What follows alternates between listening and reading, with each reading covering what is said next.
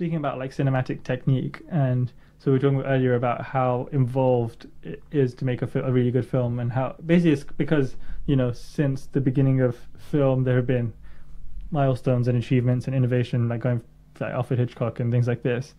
What do you think about like virtual reality and VR cinema? Because I think one thing that I've been quite surprised is that it didn't really take off as much as you would have expected. Like 2 or 3 years ago, everyone was talking about VR. And then I think part of the issues were, number one is just like the form factor and wearing that thing on your face. Yeah, is quite annoying. definitely.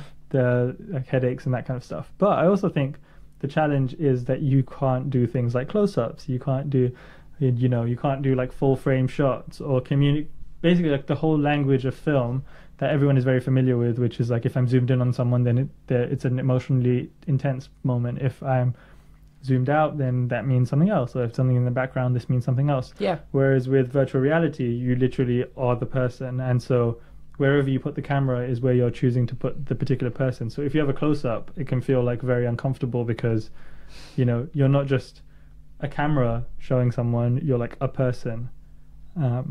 Like being that close to that person. I completely agree with you. The fact is, I mean, what is direction? Directing is literally telling you what to look at, when, and how. Yeah. When you have VR, you're stripped of all of that. You don't get to choose when somebody looks at something and how they do it, and like you don't get to point out the exact detail. You're absolutely right. Do you think that's like inherent to the medium, or do you think that people just haven't figured that out yet?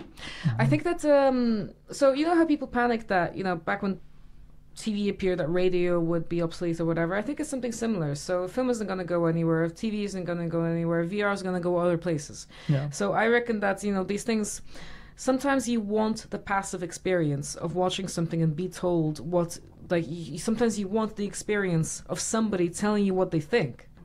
You know, it's not always about getting what you want. Right. Somebody has a thing they want to tell you, and this is how they're doing it. So when it's so specific, I reckon that, yeah, there's probably no place in VR. But VR then is good for other things. It's good for immersion because sometimes you want to. So I think the question is whether you want to interact with things or not, whether you want to be an observer or a participant. Because people will be different. For example, I don't know how much I want to participate. For me, participation as an art form, that happens with me and other people. The things that I have with other people are to me like weird kind of artworks, conversations.